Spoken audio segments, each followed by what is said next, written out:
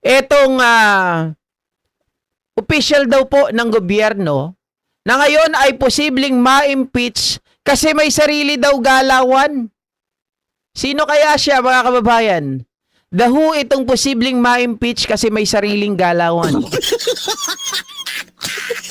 So, bago po natin pangalanan kung sino yan, mga kababayan, ay gusto ko po muna marinig. Palagay nyo, sino kaya ang taong ito? Okay? Siyempre sa mga nagtatanong dyan, sino ba mga impeachable official? Presidente, Vice President, at siyempre Supreme Court Justices, at Ombudsman. Aray ko. Okay? So, pili na lang kayo doon. Diba? Oh. Mga uto-uto, mga bobong DDS si Jay Guevara. Ano to? Mga uto-uto, ako din. Aha? Sabi ni Ma'am Julita Belaro. GP, ganun talaga, birds with the same feather flocks together. Mandarambong po nila, kaya mga kakampi o tagasunod, mandarambong din. Aray ko. Sabi ni Posporiza si Rimulya. Oh, mga kababayan, ayun nga po. Ang napapabalita ngayon na si Ombudsman Boying Rimulya, no, ay hinahanda na ang impeachment laban sa kanya. Matapos po nito na naglabasan ngayon ang mga kaso ng mga kaalyado ni VP Sara Duterte, ay binabanatan nila si Ombudsman Boying Rimulya. Actually, mga kababayan, maging itong si Pebbles Talakera ay binabanatan etong si Boying. Aray ko. Meron niyang post, kaya lang hindi ko na maipakita sa inyo ang post ni Pebbles dahil binura, no? Pero ang natatandaan ko, ang recollection ko sa kanyang post, mas masahol pa daw ito sa DPWH dahil gumagawa daw ito ng sariling galawan. Well, yan yung mga post nila, mga ka-GP Natics. Okay? Sabi dito, Assistant Ombudsman Miko Clavano said it would be ridiculous to file an impeachment complaint against Ombudsman Crispin Rimulya, noting that such a move may be an act of the guilty. Clavano made a statement in response to a rumor that an impeachment complaint against Rimulya is being circulated among members of the House of Representatives. Political commentator Jesus Palsi cited a source as saying that the complaint is being supported by some religious groups. Palsi's questions such move, asking if it was really about accountability or revenge. Eto na nga, mga kababayan, meron ba talaga, 'di ba? Ang tanong kasi dito, meron ba silang katibayan laban kay Ombudsman Boying Rimulya o talagang, mga kababayan, personal ang gagawin nila at gusto nilang maalis itong si Boying Rimulya para nang sa ganon, kung sakali na mapalitan siya or ma-impeach, ang ipapalit ay kayang-kaya nila na bayaran. Aray ko. O kayang-kaya nilang takot-takutin. Remember, mga kababayan, hindi na bago to eh. 'Di ba? Kung noon itong si Boying Rimulya, bago siya maging ombudsman, mga kababayan, dumaan ito sa butas ng karayom. 'Di ba? Hinaharangan ang kanyang appointment. Hinaharangan ni Marcoleta, hinaharangan ni Amy. 'Di ba? Mga kababayan, ginawan pa to ng mga kaso, ginawan pa ng maraming kwento na dapat daw hindi po kasama doon sa shortlist itong si Boying Rimulya dahil may mga kaso pa to, 'di ba? Ginawan nila ng mga kaso, mga kababayan, para hindi masama doon sa shortlist ng pagpipilian ng ating Pangulo. Oy, GP, ikaw naman pinagtatanggol mo kaagad si Boying. Hindi ko pinagtatanggol si Boying.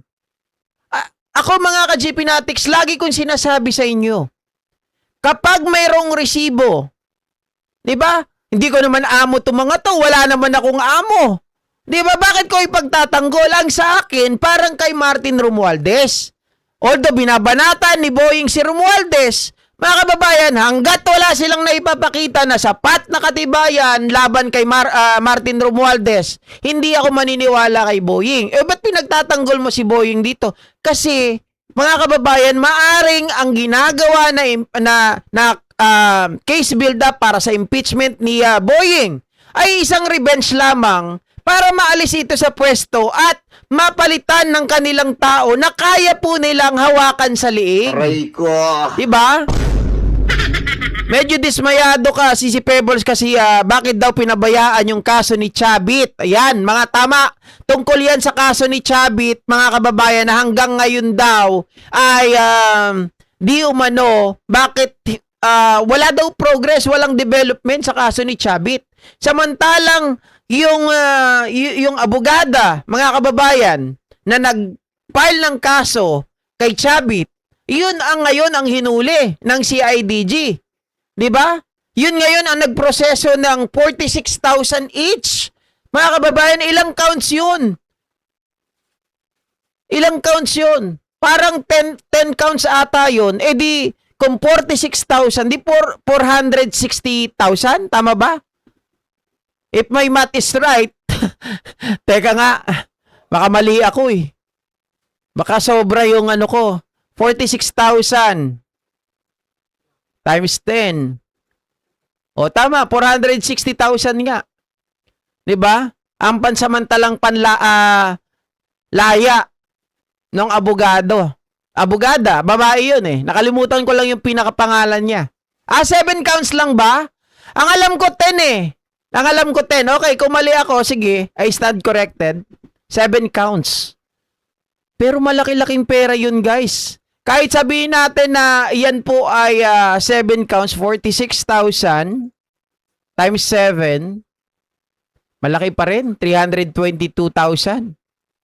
'Di ba? Pero yung kay Chavit, hindi gumugulong. Walang development. Ang sabi nila, baka si Boying daw ay mga kababayan, tumatanggap ng ng parking fee. Aray ko. Parking fee, ibig sabihin, sige, bayaran mo ko. Diyan lang muna yung kaso mo, hindi kikilos yan. Aray ko. Diba? Eugene de Mesa, Apay Kasjay. Ang nakapirma si Saldico at Escudero. Ana Belie. Kahit mapalitan pa si Rimulya, si PBBM pa din ang pipili ng bagong ombudsman. O si Aimee pa ang numerong unang humarang kay Rimulya sa pagka-ombudsman. Diba? Ginawa nila lahat eh. Para harangin. So, para sa akin, monopoly ito para, kumbaga mga kababayan, maalis nila sa pwesto si Rimulya. Si palagay ko, ito yung ako kay John Vic, kaya nila. Kaya nila si John Vic. Diba? Pero si Rimulya, hindi nila kaya. At alam ko, mga kababayan, na dumating na rin po sa inyong mga newsfeed, narinig nyo na rin siguro, yung mga sinasabi ng mga tao, yung mga nakakarating sa inyo, na itong si John Vic ay nananatili lang sa pwesto dahil dito kay Boying Rimulya. Without Boying Rimulya, matagal na inalis itong si John Vic sa pwesto dahil hindi satisfied talaga, lalong-lalo na si FL Lisa sa kanyang performance. 'Di ba? Oh.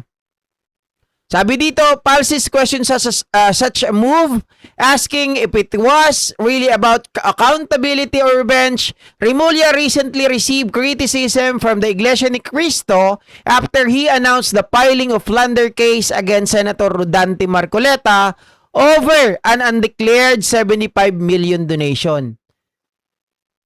May nagtatanong pa, hindi kaya Iglesia ni Cristo ang nasa likod ng pag-file ng impeachment laban kay Boying Rimulya? Well, hindi natin alam, pero posible din, 'di ba? Posible din na sila din ang nasa likod. Maaari naman 'yan mga kababayan. Bakit GP? Kasi kung sila ay hindi nakikialam sa politika, hindi ko iisipin. Hindi dadako sa aking isipan na sila ang nasa likod. Pero dahil sa nakikialam sila sa politika, dahil sila ay nangihimasok na, dahil sila po ay pinagtatanggol itong si Marcoleta, dahil itong si Marcoleta ay special treatment nila, sabi ko nga aso, 'di ba? Napapakinabangan, pwedeng maaari na sila rin ang nasa likod. Pero hindi ko po sinasabi na sila talaga. Maaari. 'Di ba? Kaya lang wala tayong ebidensya eh. 'Di ba? Maaring revenge nila para kay Boying Rimulya ito. Pero again, mga kababayan, ang tanong, 'di ba? Meron bang magi-endorso sa House of Representative kay Boying Rimulya? Meron bang reasonable grounds para magpatuloy yung impeachment laban sa kanya? 'Di ba? Dadaan din yan kung ano yung dinaanan ni Pangulong Bongbong Marcos, kung ano yung dinaanan ni VP Sara Duterte. Ganon din mga kababayan ang mangyayari dyan. Kapag walang nakitang kahit probable cause, mga kababayan, wala. Hindi yan magkakaroon ng progress. Dismiss rin kaagad yan. So kailangan tibay-tibayan nila yung kanilang ebidensya. Otherwise, bibigyan nyo lang ng 1-year bar rule na naman, no? Si Ombudsman Boying. Tandaan po natin, mga kababayan, kahit wala na si Pangulong Bongbong Marcos, si Boying Rimulya ay nandyan pa rin. Dahil alam ko, 7 taon, di ba? Ang ombudsman. Hindi siya kasabay na pag umalis ang Pangulo, ay aalis din siya sa pwesto. Hindi ganon. Kasi isipin nyo yung kay Martires, di ba? Wala na si Duterte, nandyan pa rin etong si Martires. So, ganun din kay Boying Rimulya.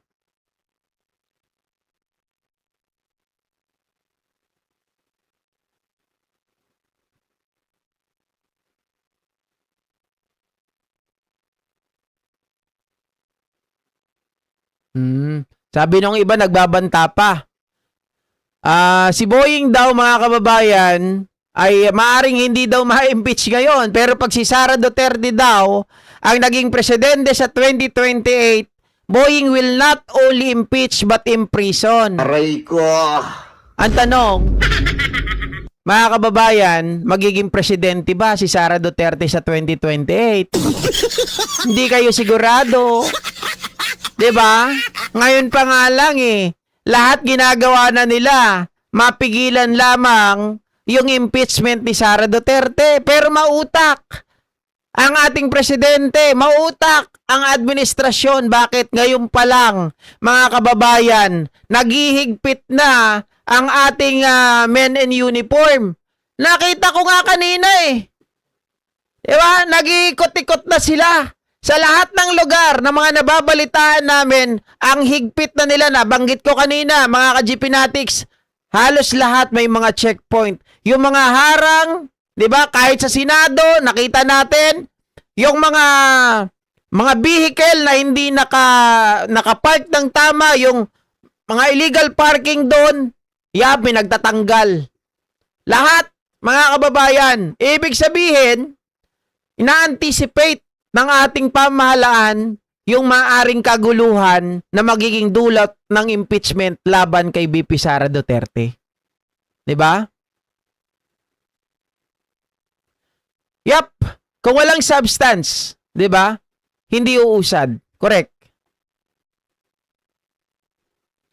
Okay kung i-impeach si Boying, si Trillanes ang ipalit, sabi ni Anthony Reyes. Ay, malabo yan, Anthony Reyes. Okay?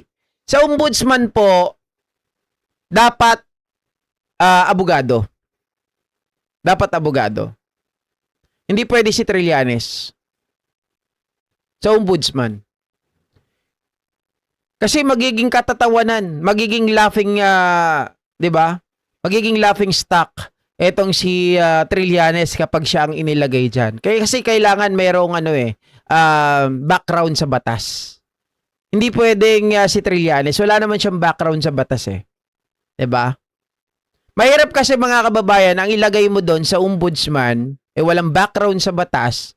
Pagtatawanan 'yan, baka matamatayin lang 'yan ni Marcoleta. 'Di ba? Unlike ni Boying, mga kababayan, meron talaga, may background, 'di ba? Abogado 'yan hindi pwede si Trillanes. Si Trillanes pwede siya sa DILG, walang problema. 'Di ba? Sa ibang mga posisyon na hindi kailangan ng isang abogado. Kailan ulit ang hearing sa impeachment? Sa July 6, sa Lunes. Sa Lunes. Oh. If ever papalitan si Rimulya, si Dilima ipalit ni PBBM. Pwede. Kaya lang, mga kababayan, kasi pag si Dilima ang inilagay mo dyan, magiging ano yan, magiging laman ng bunganga ng bawat Pilipino. 'Di ba? Parang magiging sabihin nila ay magiging apolitical na yan. Baka sabihin nila pag nilagay din si Dilima mas lalong personalin yung mga naging kalaban niya. 'Di ba? Pero well, again, nandiyan yan sa desisyon ng Pangulo. Nasa kanya yan. Discretion niya yan kung sino ang ipapalit niya. Pero malabo. Malabo mga ka-GPnatics, hilaw. Para sa akin, walang substance yung kaso dito kay Rimulya. Walang substance. Malabo yan. Tama si Angelita Untulan. Angelito. Malabo. Mabigat ang track record ni Rimulya. Kung mapalitan man si Rimulya, mas magandang ipalit ay si Pimentel kay GP. Pwede. 'Di ba? Pwede. Kaya lang, mga kababayan, sabi ko nga, hindi mapapalitan si Rimulya. Yung substance ng wala. Madidismiss at madidismiss lang. Para lang silang nagsasayang ng oras, nagsasayang ng laway. 'Di ba? Hindi may impeach si Rimulya, sabi ni Naomi Shin. Si Abalos, mga kababayan, maganda si Abalos sa DOJ. DOJ, pwede siya. Pwede rin siya sa DILG. Nakita natin kung gaano ka-effective si Abalos nung nandoon sa sa DILG that time. Actually, ang katulong talaga nila doon, nanggaling lahat ng intel nila kay Trillanes. Binabato yan kay Abalos. Si Abalos naman dito kay Pangulong Bongbong Marcos. Lahat, mga ka-GPnatics, magsimula nung ang kauna-unahan niya na nakasama pa kami, yung usapin po ng almost 1 ton na shabu na nakuha, 'di ba? Doon sa mga pulis kay Police Master Sergeant Mayo. Yan yung tinutukan namin dati. Diyan nagsimula yan. Si sa akin okay naman si Boying sa ombudsman. Okay sa akin si Boying sa ombudsman. Kaya lang mayroon talaga, hindi naman perpekto 'di ba? Walang kumbaga may mga pagkukulang siya dati, pero ang maganda doon, natuto siya sa kanyang mali. Ano yung mali ni Boying that time? Masyado siyang nagbibigay kasi siya ng timeline, mga kababayan. Tapos nagulat siya, hindi pala ganoon kabilis. So, ang ginawa niya na nahimik, 'di ba? Gumawa siya ng panibagong strategy imbes na magpa-interview. Sinigurado nila ngayon. Sinunod nila yung tinatawag na reasonable ground or reasonable certainty of conviction. So, mas mabigat. No? Hindi sila nagbibigay ng timeline na tinatrabaho nila, case build-up, para kapag nakita nila na mayroong reasonable ground to impeach, mga kababayan, hindi lang probable cause reasonable certainty of conviction, tsaka po nila anuhin. At alam na nila kapag nagsalita sila, nandyan na. 'Di ba? Hindi na yung magbibigay, hindi pa nga po mga kababayan. Siguro nga sabi nila, teka lang, bago ka magsalita, bago ka magbilang ng sisiw, ay kailangan mangitlog muna. 'Di ba? Hindi pa nga nangingitlog. Nagbibilang ka na ng sisiw. Sa akin, hindi. Hindi pa nga nakakasta yung manok. 'Di ba? Mga kababayan, nagsasabi ka na kaagad kung ilan yung sisiw. Parang masyadong advance. So, sa nangyari, natuto si Boying, hindi na siya masyadong nagbibitaw ng mga timeline. Once na nagpa-interview siya, mga kababayan, ibig sabihin na process na yon or sigurado na sila. Katulad nung nangyari kahapon, nung nag-file sila ng plunder laban kay Marcoleta. Yun, talagang kumbaga, mga kababayan, na i-ready na nilang lahat. 'Di ba? Wala nang kulang. Hindi na made-delay yung kanilang gagawin. At least doon, hindi sila napapaso. Oh. Rowena Guanzon, pwede ba? Aray ko. Si Rowena Guanzon, ewan ko. Simula kasi na naging DDS, pangit na ng reputasyon niya eh. 'Di ba? Si Luistro, Terence Villanueva, ang alam ko ha, nung tinanong namin si Luistro dati, kung pwede ba siya magsenador, tinanong namin siya kasi magaling, di ba? Tapos, sabi niya, dahil ako ay bago, newbie lang, gusto ko muna paglingkuran yung aking mga constituents, 3 taon. O 3 termino pala, 3 termino. Pero sabi namin, meron bang paraan o makakapagpabago sa desisyon mo? Sabi niya, kung siya daw ay bibigyan ng, siya po ay ilagay sa DepEd. DepEd, yung sinabi niya. O kaya naman mga kababayan, ilagay siya sa DOJ. Yan ang sinabi niya nun. Ay pwede daw niya. She might consider yung mga position na yon. Pwedeng mapabago yung kanyang decision. Yun ang sinabi ni Luistro. So pwede si Luistro doon. Pero sa ombudsman, hindi ko alam eh. Kasi parang, ang sinasabi kasi ni Luistro, hilaw pa ako. Gusto ko pa maraming matutunan. 'Di ba? Gusto ko pang, kumbaga mga kababayan, muna ako parang, kumuha muna ako ng mga experience bago ako tumanggap ng napakalaking posisyon. Kung ombudsman, syempre malaki na yan eh. 'Di ba? Pero sinabi niya sa DOJ pwede siya. Sa DepEd pwede siya. 'Di ba? Si Luistro pwede talaga yan sa Senado. Kaya lang sabi niya, gusto niya munang paglingkuran ang kanyang mga constituents, 3 termino. Oh. So after ng 3 termino, baka lumipat na yan sa Senado. Salamat Sir Nelson Karingal, magandang hapon.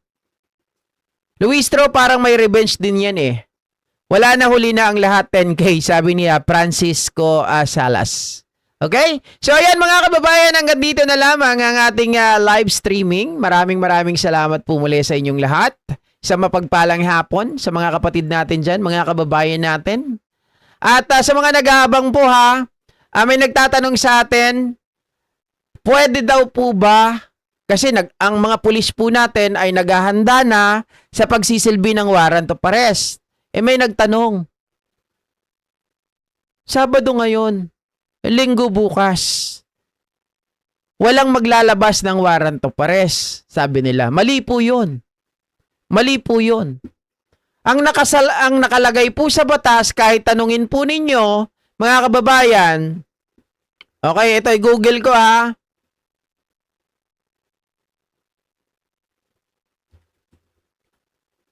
Ayan, naglalabas ba ang Sandigan Bayan ng warrant of arrest kahit Sabado o Linggo o mga regular holiday? Sabi dito, oo. Ang Sandigan Bayan ay maaaring maglabas at magsilbi ng warrant of arrest kahit Sabado o Linggo o mga regular holiday. Bagamat ang mga nakaraang opisyal na oras ng korte ay sinasaayos tulad ng pagbubukas tuwing Sabado para sa mga nakatakdang pagpiyansa, ang batas ay nagpapahintulot sa pagpapalabas at pagpapatupad ng warrant of arrest anumang oras at araw upang maiwasan ang pagtakas ng akusado. Okay? So maliwanag dito, mga kababayan, na maaari po na maglabas ng warrant of arrest sa araw ng Sabado o ng Linggo o ng holiday. Okay? Kasi kung ako, isipin nyo ha, eto, inaasahan ko na hindi po isasabay ng Sandigan Bayan ang warrant of arrest sa araw po ng impeachment. Bakit? Bakit? Pwede yan magamit ni Marcoleta eh. Pwede niya maging excuse na naman yan. Sabihin niya, patapusin niyo muna ako, patapusin niyo muna yung impeachment trial. Diba kung meron ng warrant of arrest? O kaya magdadrama na naman yan. Kaya palagay ko dyan, mga kababayan, pwedeng bukas. Hindi taon, sa oras po or araw ng impeachment. Diba?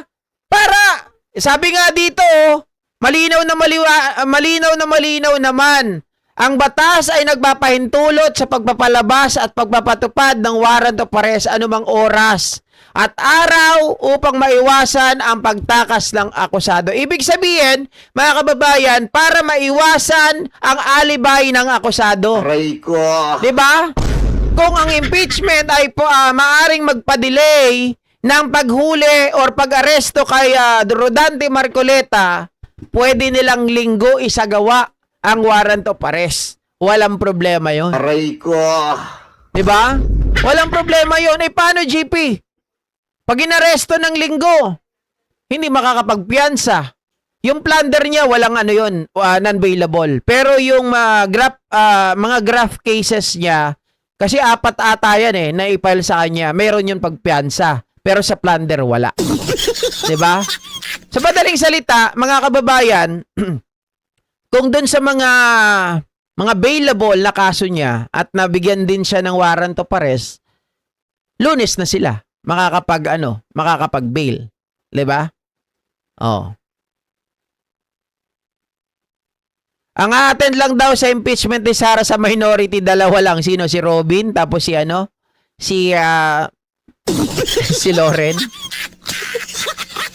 Anyway, mga kababayan, maraming salamat po muli sa inyong lahat sa mapagpalang hapon at kita-kits po muli sa mga susunod na live streaming. Bye guys!